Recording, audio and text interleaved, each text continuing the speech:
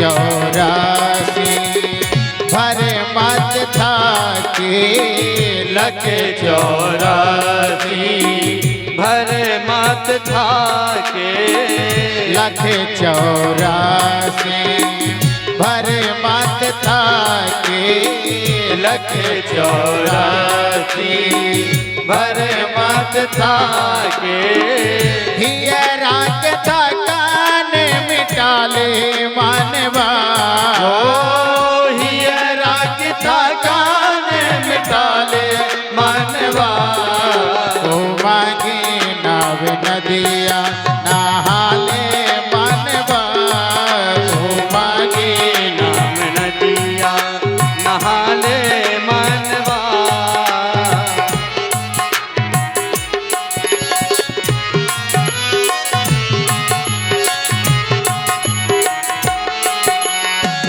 जगे कंटक बन घायल पग भय जग कंटक बन घायल पग भय जग कंटक बन घायल पग भय जग कंटक बन घायल पग भय कटवा के चुभान मिटाले मानवा ओ कटवा के चुभान मिटाले मनवा ओ मांगे नाव नदिया नहाले मानवा ओ मांगे नाव नदिया नहाले मनवा नहाले मानवा अब नहाले मानवा नहाले मनवा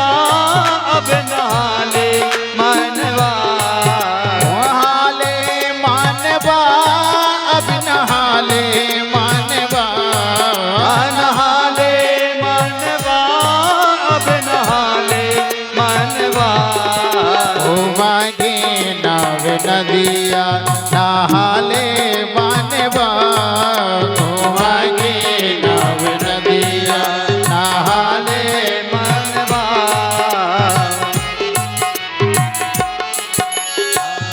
अब करी लगी बन पात झाड़े पीछे अब करील की वन पत झड़ बेटे अब करी लगी बन पात झाड़े पीछे अब करील जी वन पत झड़ बेटे ये माधु बने ही सजाले मानवा ओ हिय मधुबन ही सजाले मनवा ओ मांगे नाव नदिया नहाले मानवा ओ मांगे नाव नदिया नहाले मनवा नहाले मानवा अब नहाले मानवा नहाले मनवा अब नहाले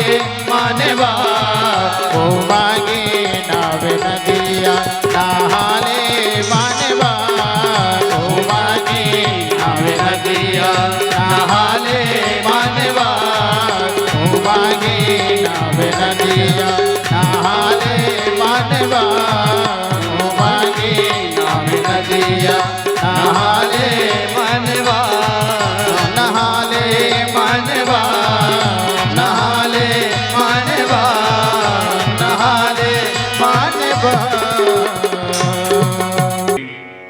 महाराज ऋषभ जी की सुंदर कथा सुना रहे हैं। 24 अवतारों में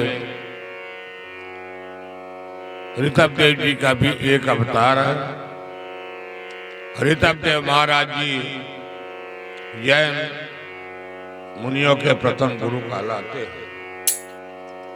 जैन मुनि में 2 प्रकार के गुरु होते हैं, श्वेतांबर, दिगंबर। दिगंबर पुरुष वर्ग के हुआ करते हैं जैन मुनियों के गुरु, और उन्होंने दिगंबर महिलाएं श्वेत वस्त्र को ग्रहण करती हैं। महाराज प्रियव्रत जी मन में संकल्प किया कि सारे संसार को ही अंधेरा ही समाप्त कर दूंगा। एक दिव्य रथ को प्राप्त किया।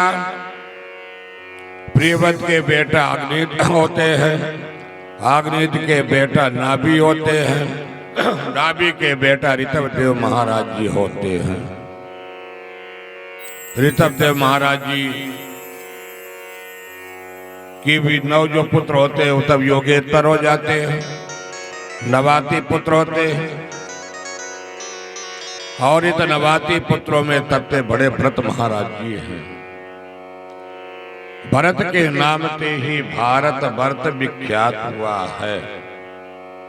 यद्यपि भरत हमारे यहाँ 3 हुए हैं, दुष्यंत पुत्र भरत, कैकेयी नंदन भरत, ऋतवदेव नंदन भरत, 3 भरत। 3 भरत में पहले भारत वर्ष का नाम था अजनाभ वर्ष। ऋतवदेव महाराज जी अपने पुत्रों को बुलाया, एक एक पुत्रों से उन्होंने जीवन शैली को पूछा।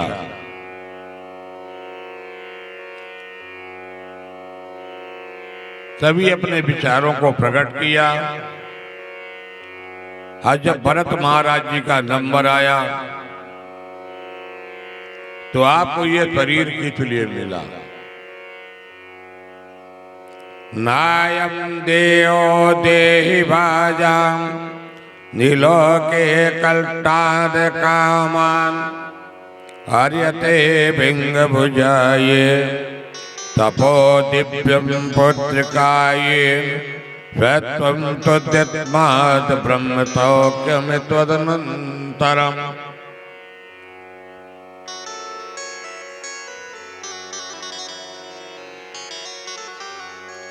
ये शरीर आपको किस लिए मिला? ऋतवदेव महाराज जी पूछते हैं।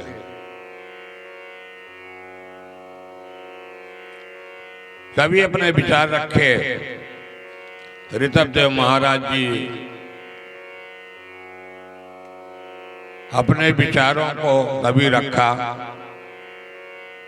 कि जीवन में स्नान करना चाहिए, भोजन करना चाहिए, बस ठीक है।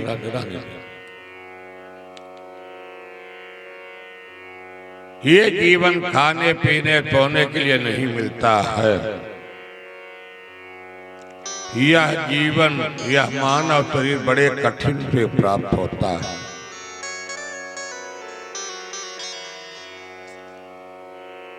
सुखदेव जी कहते राजन परीक्षित, जीवन में 3 चीज जरूरी है। घर बनवाना, पर घर में बढ़िया आप एक डिजाइन बनवा लिए घर, पर घर में एक मंदिर बनवाना आवश्यक है। ठाकुर जी के लिए एक कमरा बनवाना आवश्यक है। क्यों? यदि घर के अंदर ठाकुर जी स्थापित करेंगे वो तो घर का उत्तम वातावरण बनेगा, नकारात्मक ऊर्जा समाप्त हो जाएगी। पहली बात, क्योंकि घर भी एक मंदिर है। अब मंदिर में भी ठाकुर जी यदि ना हो, वह घर सुंदरता की प्रतीक नहीं, श्मशान भूमि के समान हुआ करता। घर में मंदिर, पर मंदिर मूर्ति,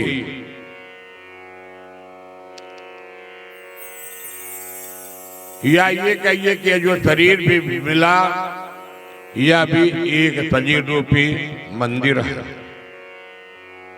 और इस मंदिर रूपी शरीर में यदि ठाकुर जी का बात नहीं हुआ, यह शरीर रूपी मंदिर भी श्मशान भूमि रूप लेता है।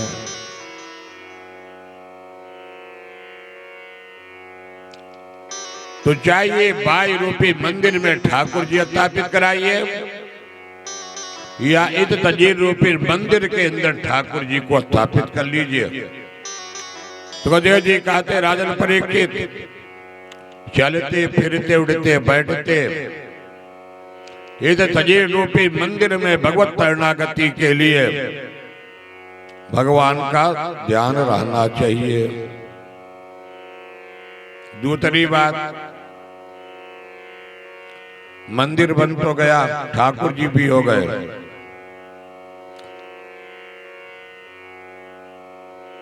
तो भगवान को भोग भी लगना चाहिए। अन्न में भी दोष है, जल में भी दोष है, वस्त्र में भी दोष है, सब में दोष है। कलयुग में भगवान ने चार स्थान दिया, तो यहाँ पर भगवान ने ऋषभ देव उपदेश दे रहे कि ऐसा कोई वस्तु नहीं है कि जो दोष युक्त ना हो। जल में भी दोष, अन्न में भी दोष, भोजन करने में भी तो खाद्य शुद्धता कैसे आएगी। उपदेश दे रहे ऋषभ देव महाराज अपने पुत्रों को, खाद्य शुद्धता आएगी। आप थोड़ा सा अग्नि तैयार करो, भगवान को हवन कर दो 3 आहुति। जरूरी नहीं कि पुरुष वर्ग ही करें, मातृ शक्ति भी कर सकती है। ठाकुर जी को थोड़ा तुलसी दल डाल दीजिए, जल आचमन करके भगवान को भोग लगा दीजिए। मनता वाचा कर्मा से कोई संस्कृत का मत जरूरी नहीं, भगवान ने आपने जो दिया वो आप ही को समर्पण करता हूँ। इस तरह से ही भोजन में शुद्धि मिलती है, जल में भी शुद्धि मिलती है।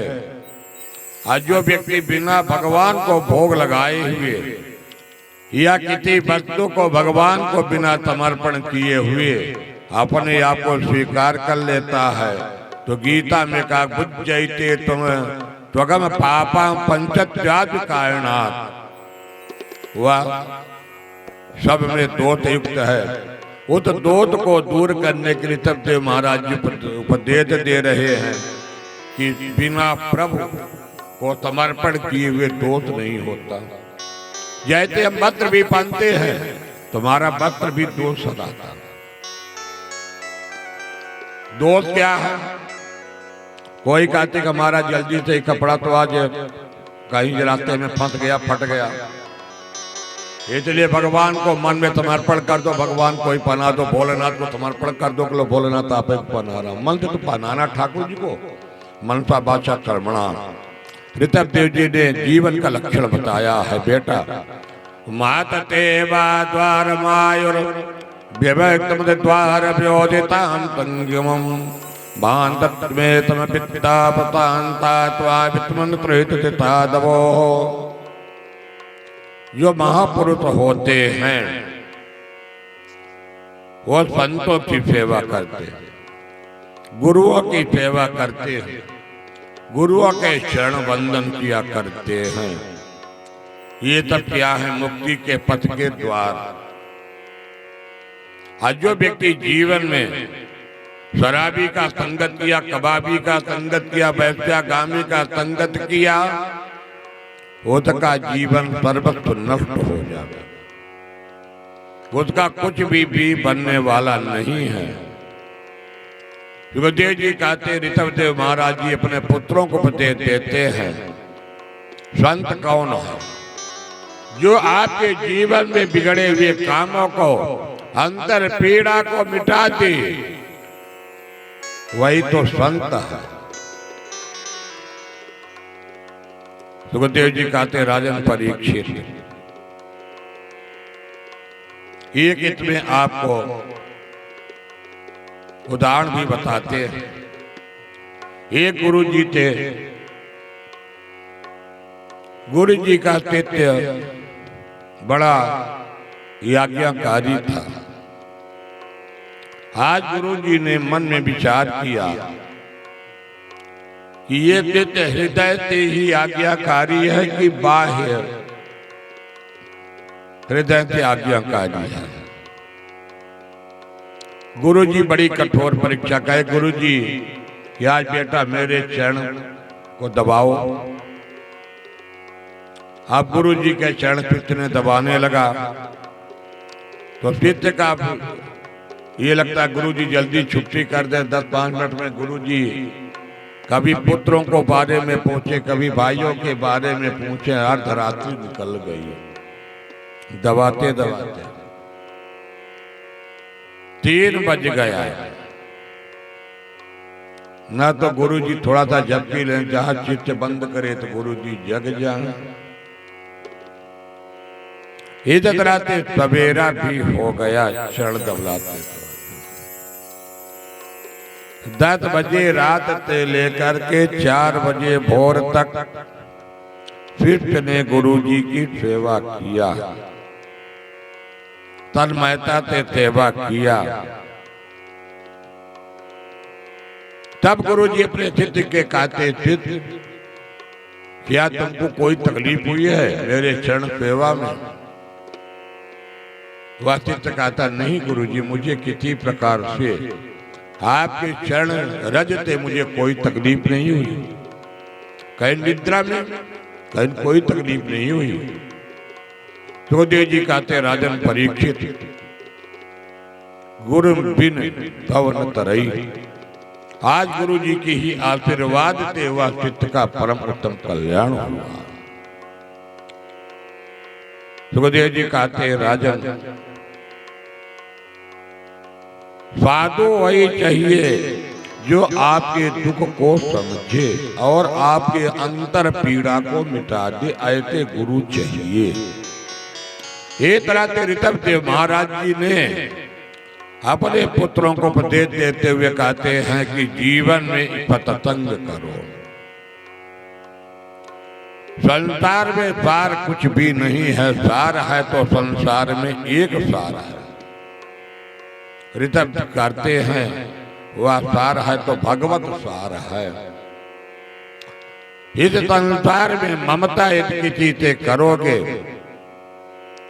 तो ममता रूपी शरीर या नश्वर शरीर होता है। ऋषभदेव जी के 9 पुत्र तो योगेश्वर हो गए। 89 पुत्रों में ऋषभदेव महाराज जी अपने पुत्रों को उपदेश दिया। कहा कि चलते फिरते उड़ते बैठते की चिंतन का दिया। और ऋषभदेव महाराज जी अपने पुत्रों को उपदेश दे करके और कहीं भी जंगल में नहीं जाते।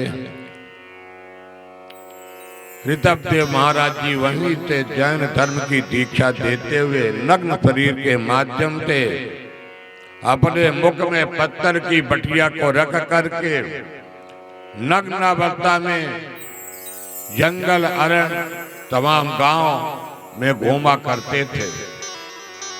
ऋषभदेव महाराज जी को पागल बाबा से घोषित किया करते थे, पर ऋषभदेव महाराज जी में बड़ी विलक्षण शक्तियां थी।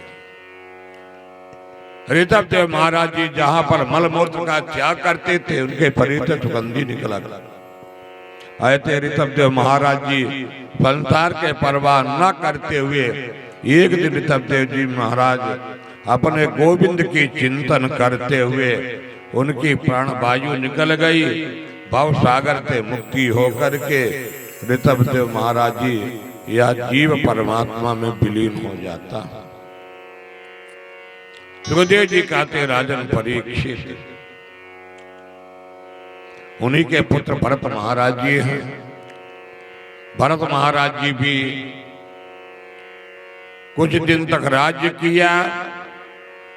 राज्य करने के बाद भरत महाराज जी आदि अवस्था समाप्त हो गई। भरत महाराज जी ने अपने मन में विचार किया कि हम भी चल करके भगवत नारायण की भजन करें। अपने पुत्रों को राज्य दे दिया और ऋषभदेव महाराज जी वन में चले गए।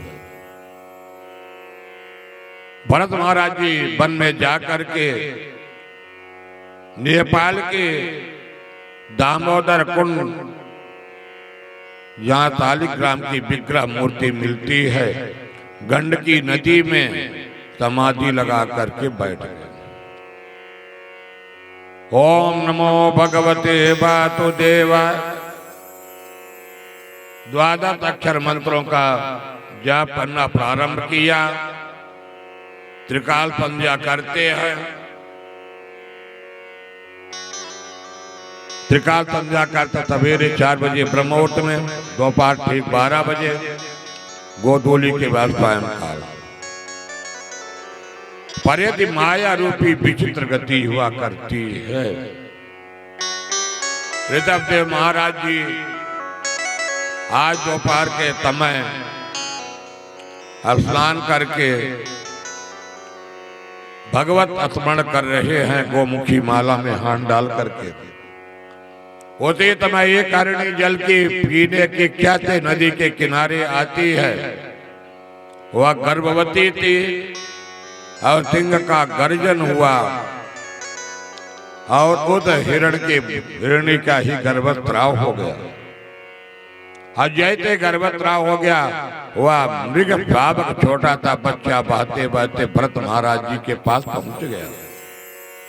भरत महाराज जी ने वो तो मृग शावक बच्चे को उठा करके अपने आश्रम में लाए। बच्चे की व्यवस्था में भरत महाराज जी लग गए। चलते फिरते पूजा पाठ करते करते यह माया रूपी संसार में बंधन में बन गए। मृग योनि में जब अंतिम समय आया, दूसरा योनि मिलती मृग योनि। क्योंकि जब यह जीव अंतिम समय में जाता है तो जीव को यदि जिस चीज का चिंतन करेंगे, भरत महाराज जी को मालूम पड़ गया कि मेरी पूजा पाठ कर्म साधना सब बिगड़ गई। मैंने जो बर्फीली हवा में हिमालय के तलहटी बैठ के पूजा पाठ किया, मृग शावक बच्चे को लेके जो घूमा, अब मेरी अंतिम आ गई। कृतत्वदीय पंकज पंजरांते अध्यय में वितत मानत राजन प्राण प्रयाण तमयी कपिवात पित्तौ कंठावरोदनम विदौत्मैणम कुतस्ते। जब जीवन के अंतिम पड़ाव में आता है यह कंठावरोदनम कपिवात पित्त सब कुछ आकर के भगवत नाम स्मरण न निकलने पाए। इसलिए यदि जीवन में भरत महाराज जी आए थे, हरि भजन को ओटने लगे कपास, आए थे जंगल में बैठ करके खूब तपस्या करेंगे, एकांत में बैठ करके माला का खूब जाप करेंगे। पर यदि ममता रूपी माया को आपने नहीं पार पाया है, यह एकांत में माला जपने का अधिकार ही नहीं प्राप्त किया। एकांत में माला मत जपो। गृहस्थ आश्रम में आकर के माला जपना है तो भोलेनाथ के शरणागति में आकर के माला का जाप करो। सुखदेव जी कहते, राजन परीक्षित, भरत महाराज जी दूसरा योनि मिल गई, मृग योनि। अंतिम समय में जिस चीज को चिंतन करेंगे जीव उसी गति में जाता, मृग योनि में गए। कुछ समय तक मृग योनि में भरत महाराज जी थे, पर भरत महाराज जी की बहुत बड़ी विशेषता थी। भरत महाराज जी की याद नहीं भूला है। मृग योनि में रहते हुए सूखे पत्थरों को छपाते हुए भरत महाराज जी भगवत आराधना किया है। समय आया, भरत महाराज जी अपने शरीर को मृग योनि को भी त्याग दिया। भरत महाराज जी की तीसरी योनि। एक बार भरत महाराज जी आंगिरथ गोत्र में ब्राह्मण कुल में जन्म लिए, पर भरत महाराज जी का इस बार भी नाम भरत ही निकला। पर भरत महाराज जी की याद दात नहीं भूली। भरत महाराज जी कुछ दिन बड़े हुए, पिताजी ने यज्ञोपवीत संस्कार किया। प्रत्यक्ष भरत महाराज जी को सब कुछ याद है, पर परोक्षवादी बन जाते, सुनाते कुछ नहीं पिताजी को। कहते पिताजी 24 अक्षर का गायत्री मंत्र दिए। भरत महाराज जी ने कहा कि पिताजी को गायत्री मंत्र सुना दूंगा। तो पिताजी फिर कुछ दिन में वेद मंत्र सुना देंगे, पूजा पाठ करना शुरू करवा देंगे। तुलसी बिरवा बाग की चेतत ही मुरझाए, राम भरोते जो रहे पर्वत पर हरियाए। भरत महाराज जी सर्व विघ्नों को मुक्ति प्रदान करने वाले भरत महाराज जी को घर से निष्कासित कर दिया गया। भाई न काम का न दाम का चार शेर। अब जो कोई भाई घर में काम नहीं करेगा तो चाहे छोटी बहू हो चाहे बड़ी बहू हो, उसको भोजन नहीं मिलने वाला। भाई कुछ तो भरत महाराज जी कुछ करना तो है नहीं। खेत में चिड़ी भरत महाराज जी सोचे कि ये तब जीवन का झंझट है। वहां भी चलबते भरत महाराज जी स्वतंत्र हो गए। पिताजी ने आशीर्वाद दे दिया था जड़ भरत का। भरत महाराज जी बड़े प्रसन्न हो गए और भरत महाराज जी इस बार जंगल में नहीं गए, गांव में, खेतों पर, रातों में, चौराहे में चलते फिरते भगवान के चिंतन करना प्रारंभ कर दिए। सुखदेव जी कहते राजन परीक्षित, कहीं जाने की जरूरत नहीं है। एक बार मन रूपी जीव को हित हितय रूपी परमात्मा में लगा दो, और जब परमात्मा रूपी जीव में लगा दोगे तो परमात्मा का दर्शन मिल जाएगा। जंगल में अरण्य में भटकने की जरूरत नहीं। एक दिन महाराज परीक्षित जी तो कहते सुखदेव जी राजन परीक्षित को,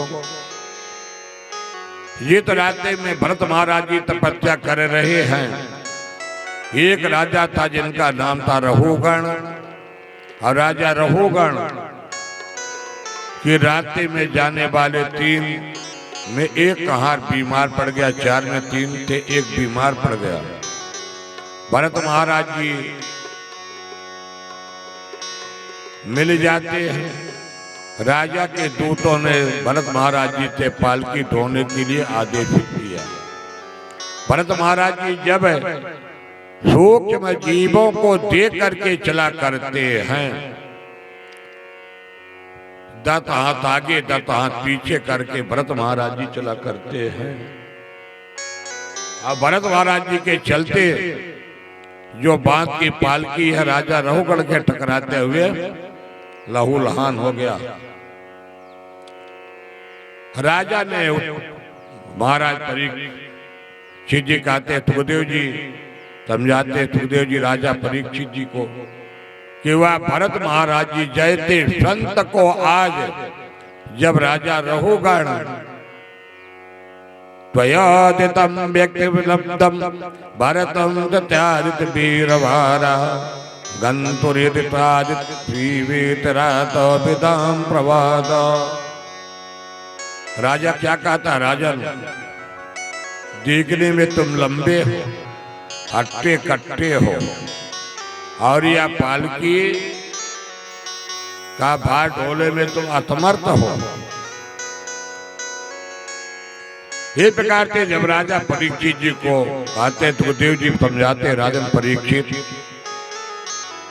जब आज भरत महाराज जी ने मन में विचार किया यदि अहंकारी जैसे राजा रहुगण को नहीं समझाऊंगा, न जाने अज्ञानवश कितने यह लोगों को अपमानित करेगा। महाराज भरत महाराज जी पालकी को किनारे रख दिए। पालकी को किनारे रख करके जड़ भरत महाराज जी रागा रहुगण को उपदेश देते हुए कहते रहुगण रहुगण निर्वाण ज्ञात नंदादैव जलाग्निर सूर्यैर्विना मातपादतो वितेजकम। कहते राजन, आत्मा का ज्ञान कभी तपस्या से नहीं मिलता है। घर छोड़ करके जमवन में चले जाओ, नहीं प्राप्त होता है। कई ग्रंथों को अध्ययन कर लो, नहीं मिलने वाला। जब तक यह विपई वासना का त्याग नहीं होगा, तब तक कोई चीज सुनने का अधिकार नहीं मिलेगा।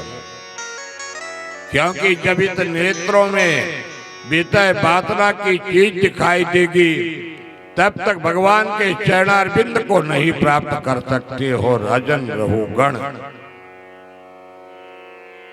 क्योंकि यह जो जीव है, यह जीव क्या है? विषयी है। अविषयी जीव को चिंतन करने का अधिकार है, तब भगवत शरणागति मिलेगी। राजा रहुगण, राजा रहुगण भी कम सत्संगी नहीं था। भरत महाराज जी के चरणों को पकड़ लिया और कहा कि प्रभु आप कौन हैं? भरत महाराज जी समझाते हैं कि राजा रहुगण, मैं ब्राह्मण का पुत्र हूं। भरत,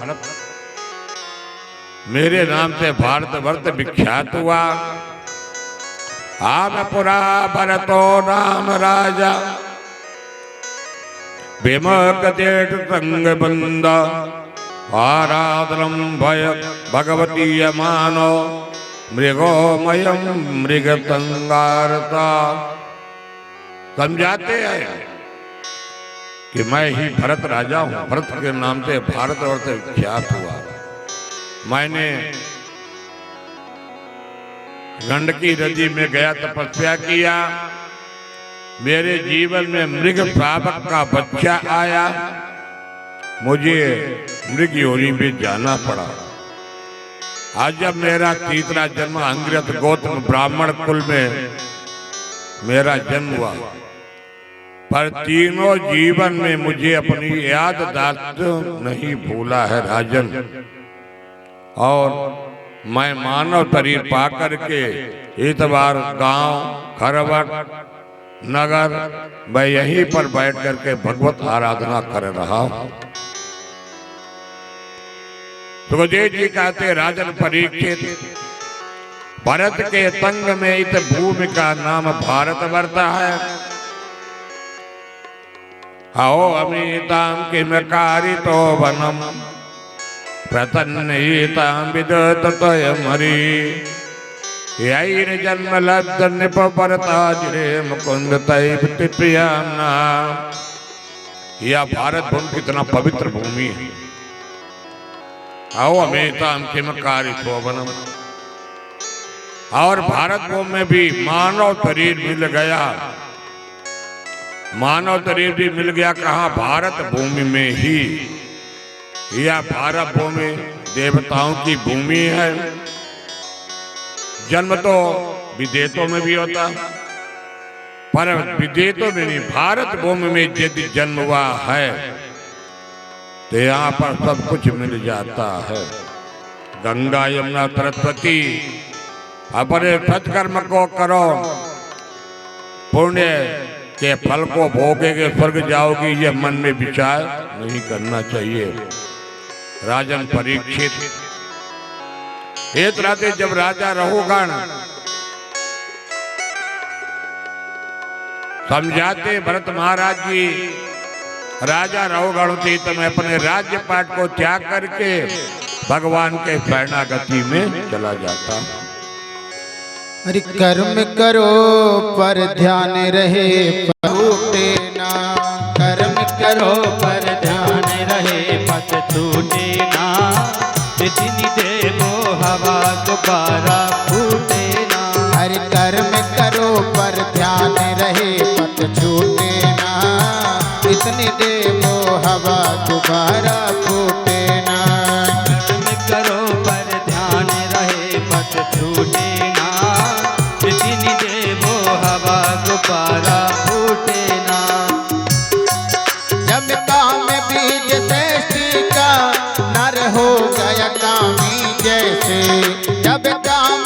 बीज सृष्टि का नर हो गया कामी जैसे। जल में जो कमल का जीवन तुम जियो जगत में ऐसे। जल में जो कमल का जीवन तुम जियो जगत में ऐसे। कामिनी टूटे ना कितनी देवो हवा गुब्बारा फूटे ना। कर्म करो पर ध्यान रहे पथ छूटे ना। जिनी देवो हवा गुब्बारा फूटे ना। अरे कर्म करो पर ध्यान रहे पथ छूटे ना। इतनी देवो हवा गुब्बारा फूटे ना। कर्म करो पर ध्यान रहे पथ छूटे।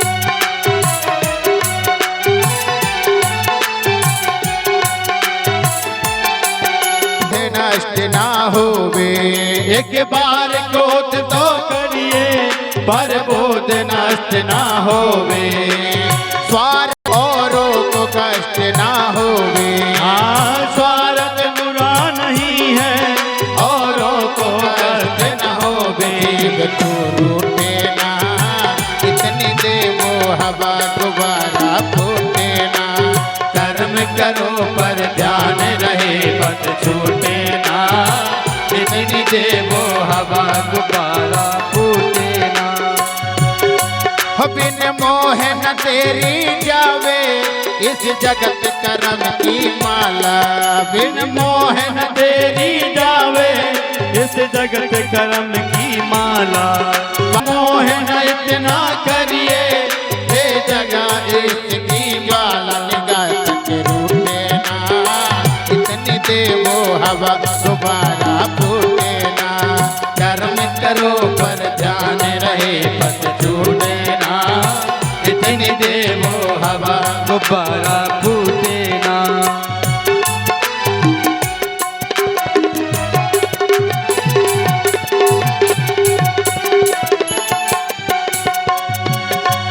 गुरु शरण अहम तक जाओ तुम अत्र तत्वे तक के। गुरु शरण अहम तक जाओ तुम अत्र तत्व तक के। पर सावधान नित्य रहना ले सत्य साथ के डट के। पर सावधान नित्य रहना ले सत्य साथ से डट के। कहीं सब छूटे ना इतनी देवो हवा गुब्बारा फूटे ना। कर्म करो पर ध्यान रहे पथ छूटे ना। इतनी देवो हवा गुब्बारा फूटे ना।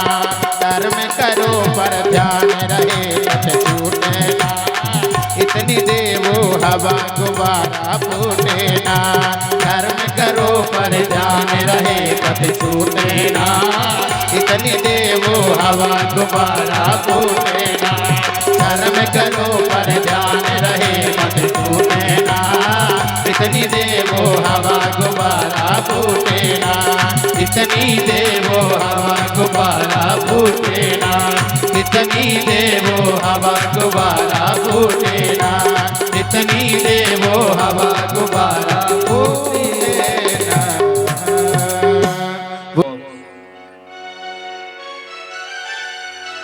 28 नरकों का भी वर्णन करते हैं। महाराज परीक्षित जी कहते नरक, सुखदेव जी कहते राजन परीक्षित 28 नरक। जो जैसे जीव कर्म करता है वो तो जीव को उसी गति को भोगना भी पड़ता है। महाराज परीक्षित जी सुखदेव जी कहते राजन परीक्षित 28 नरक कौन कौन? तामृत, अंधतामृत, रावराव, महारावराव, कुंभीपाक, कालतोत, अस्पित्रवन, ये सभी नरकों के नाम हैं।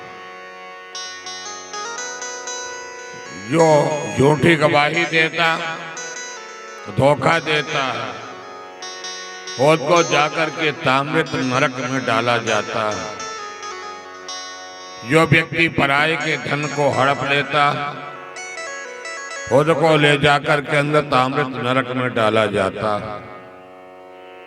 जो व्यक्ति किसी से द्वेष करता है खुद को ले जाकर के रौरक नरक में डाला जाता। जो व्यक्ति जीवों की हिंसा करके अपने उदर की पूर्ति करता है कुंभी पाक नरक में डाला जाता।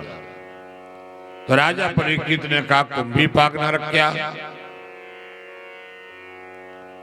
महामंत्र सुखदेव जी राजा परीक्षित को बजाते हैं। एक लोहे का कड़ाहा है, हजारों टीन खौलता हुआ तेल डाला जाता। और जैसे जीव को लोग यहाँ भक्षण करते वैसी प्रकार से उस जीव को केव करने में कराहे में डाल दिया जाता और जीव को याद दिलाया जाता तुमने किस प्रकार की जीवों की हत्या करके अपने उदर पोषण किया है। कहा महाराज जी बड़ा कठिन। कहा बस एक तरह से 28 नरकों को अपने किए हुए कर्मों को जाकर के भोगना पड़ता। कहते हैं जो अपने गुरु जी के वेतन को अपहरण कर लेता उसको भी नरकगामी जाना पड़ता। इस तरह से 28 नरकों का उन्होंने वर्णन किया। जीवन में ही सुखदेव जी कहते परीक्षित